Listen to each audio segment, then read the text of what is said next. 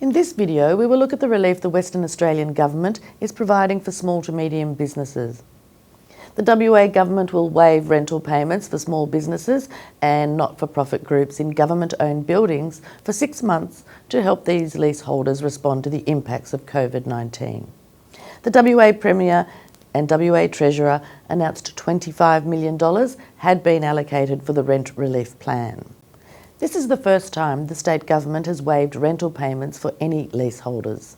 The plan will benefit businesses such as convenience stores in train stations, cafes in government buildings and restaurants in tourism precincts such as Elizabeth Quay and Yagan Square.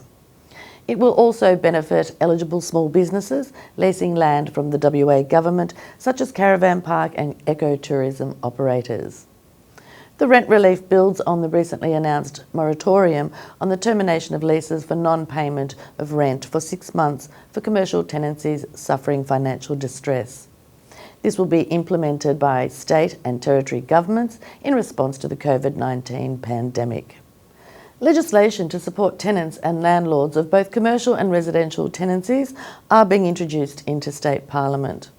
The Residential Tenancies COVID-19 Response Bill will introduce a moratorium on evictions for 6 months, a prohibition on rent increases during the emergency period, that any fixed-term tenancy agreement due to expire during the emergency period will continue as a periodic agreement, relieving lessors of the obligation to conduct ordinary repairs if the reason they cannot do so is COVID-19 related financial hardship or a lawful restriction on movement.